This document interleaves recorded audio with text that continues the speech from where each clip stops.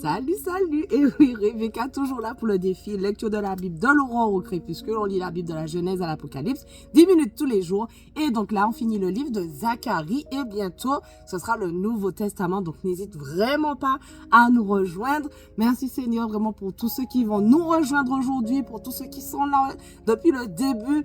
Merci Seigneur pour cette communauté qu'on est, Seigneur. On s'encourage, on avance ensemble. Merci pour tous les encouragements que je reçois. Vraiment Seigneur, je prie que tu puisses nous aider encore aujourd'hui à pouvoir être à l'écoute de ta voix, être à l'écoute de ce que tu veux nous dire à travers le passage du jour. Aide-nous à le comprendre et à le mettre en pratique au nom de Jésus. Amen.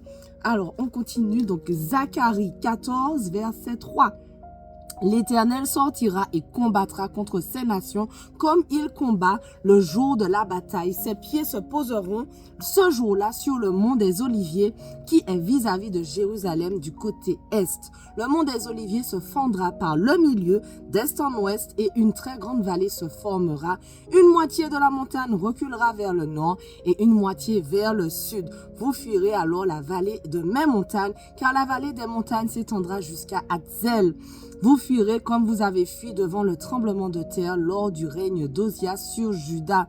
L'Éternel, mon Dieu, viendra avec tous les saints. Ce jour-là, il n'y aura pas de lumière, de froid ni de glace. Ce sera un jour unique, connu de l'Éternel, et qui ne sera ni jour ni nuit, mais vers le soir, il y aura de la lumière. Ce jour-là, de l'eau vive sortira de Jérusalem et coulera une moitié vers la mer Morte, l'autre moitié vers la Méditerranée. Ce sera le cas été et hiver. L'Éternel sera le roi de toute la terre. Ce jour-là, l'Éternel sera le seul Éternel et son nom sera le seul. Tout le pays se transformera en plaine de Géba à Rimon, au sud de Jérusalem. Jérusalem sera élevée et restera à sa place de la porte de Benjamin jusqu'à l'emplacement de la première porte, jusqu'à la porte des angles et de la tour de Hananéel jusqu'au pressoir du roi. On y habitera et il n'y aura plus de menace de destruction. Jérusalem sera en sécurité. Voici le fléau dont l'Éternel frappera tous les peuples qui auront combattu contre Jérusalem. Il le fera pourrir. Il fera pourrir leur chair pendant qu'ils seront debout. Leurs yeux pourriront dans l'orbite et leur langue pourrira dans leur bouche. Ce jour-là, l'Éternel provoquera une grande panique parmi eux. Chacun empoignera l'autre et ils lèveront la main les uns contre les autres. Juda combattra aussi à Jérusalem et l'on amassera les richesses de toutes les nations environnantes, l'or, l'argent et des habits en très grande quantité. Un même fléau frappera les chevaux, les mulets, les chameaux, les ânes et toutes les bêtes qui seront dans ces camps. Ce fléau sera semblable à l'autre. Tous les survivants de toutes les nations venus attaquer Jérusalem y monteront chaque année pour adorer le roi, l'Éternel, le maître de l'univers, et pour célébrer la fête des tentes. Si une famille de la terre ne monte pas à Jérusalem pour adorer le roi, l'Éternel, le maître de l'univers, la pluie ne tombera pas sur elle. Si la famille d'Égypte ne monte pas, si elle ne vient pas, la pluie ne tombera pas sur elle. Elle sera frappée du fléau dont l'Éternel frappera les nations qui ne monteront pas pour célébrer la fête des tentes. Ce sera la punition de l'Égypte, la punition de toutes les nations qui ne monteront pas pour célébrer la fête des tentes. Ce jour-là, il sera écrit sur les clochettes des chevaux: consacrés à l'Éternel, les marmites dans la maison de l'Éternel seront consacrées comme les coupes devant l'autel. Toute marmite à Jérusalem et dans Juda sera consacrée à l'Éternel, le maître de l'univers. Tous ceux qui offriront des sacrifices viendront et s'en serviront pour cuire les viandes et il n'y aura plus de marchands dans la maison de l'Éternel, le maître de l'univers, ce jour-là. Amen. Voilà, on va commencer Malachie du coup tout de suite, le dernier livre de l'Ancien Testament. Et comme d'habitude, je vais faire la petite intro qu'il y a dans ma Bible d'études, n'est-ce pas?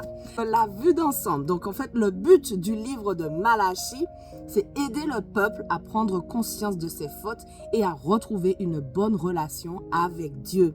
L'auteur Malachie. Les destinataires initiaux, c'étaient les habitants de Jérusalem. Le contexte, donc Malachie, Agé et Zacharie étaient des prophètes post-exiliques et ont exercé leur ministère en Juda. Agé et Zacharie ont encouragé leurs compatriotes à terminer la reconstruction du temple. Malachie les a ensuite confrontés à leur négligence vis-à-vis de ce temple et à leur manque de sincérité et de respect dans l'adoration. Verset clé. En effet, voici venir ce jour, brûlant comme un four. Tous les hommes arrogants et tous ceux qui font le mal seront comme la paille. Le jour qui vient les embrasera, dit l'Éternel, le Maître de l'univers. Il ne leur laissera ni racine, ni rameaux, mais pour vous qui craignez mon nom, le soleil de justice se lèvera et la guérison sera dans ses rayons. Vous sortirez en bondissant comme les veaux d'une étable. Et c'est dans Malachie 3, versets 19 à 20. La particularité du livre de Malachie, c'est que Malachie reprend systématiquement des questions posées par Dieu et par son peuple. Et donc, je vais lire un des thèmes principaux. J'aurais aimé tout lire. Je vous dis, c'est tellement complet. Mais je vais prendre juste le thème sur l'amour de Dieu dans Malachie. Donc, l'explication, Dieu aime les siens, même lorsqu'ils l'ignorent ou lui désobéissent. Mais il désire déverser ses bénédictions sur eux, sur ceux qui lui sont fidèles. Son amour est infini. Et donc, l'application pour nous, la profondeur de son amour pour nous fait que Dieu déteste l'hypocrisie et la superficialité. Mener ce genre de vie, c'est refuser la relation qu'il désire avoir avec nous. Notre manière de donner et de vivre reflète la sincérité de notre amour pour Dieu. Voilà, c'est encourageant. Donc, on commence la lecture. Donc, Malachie 1. Message, parole de l'Éternel adressée à Israël par l'intermédiaire de Malachie. Je vous ai aimé, dit l'Éternel, et vous dites, en quoi nous as-tu aimé? Ésaü n'est-il pas le frère de Jacob, déclare l'Éternel. Cependant, j'ai aimé Jacob et j'ai détesté Ésaü.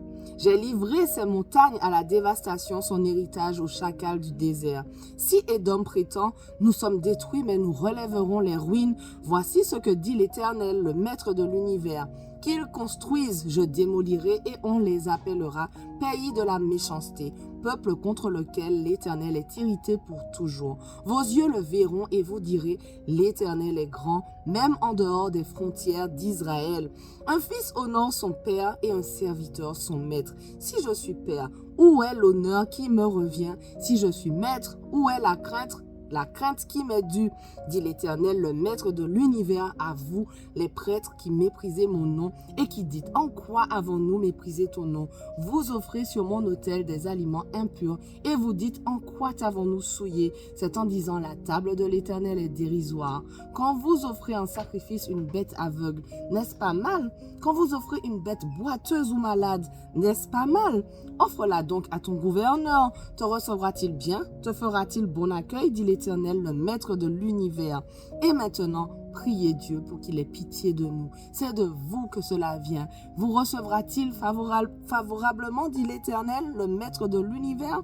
Lequel de vous fermera les portes pour que vous n'allumiez plus inutilement le feu sur mon autel? Je ne prends aucun plaisir en vous, dit l'Éternel, le Maître de l'univers, et je n'accepte pas les offrandes de votre main. En effet, du soleil levant au soleil couchant, mon nom est grand parmi les nations, et partout on fait brûler de l'encens en l'honneur de mon nom. On présente des offrandes pures. Oui, mon nom est grand parmi les nations, dit l'Éternel, le Maître de l'univers. Mais vous le déshonorez en déclarant, la table de l'Éternel est souillée et ce qu'elle rapporte est une nourriture dérisoire. Vous dites quel ennui et vous la dédaignez, dit l'Éternel, le Maître de l'univers. Cependant, vous amenez des bêtes volées, boiteuses ou malades, ça suffit. Voilà les offrandes que vous faites. Attends, j'ai presque fini. Puis-je les accepter de vos mains, dit l'Éternel? Maudit soit le tricheur qui a dans son troupeau un mâle qui offre et sacrifie au Seigneur une bête en mauvais état. Car je suis un grand roi, dit l'Éternel, le Maître de l'univers, et mon nom est craint parmi les nations. Voilà, notre passage du jour touche à sa fin, mais on continue dès demain. On ne lâche rien. Allez, sois béni. Hein? Super.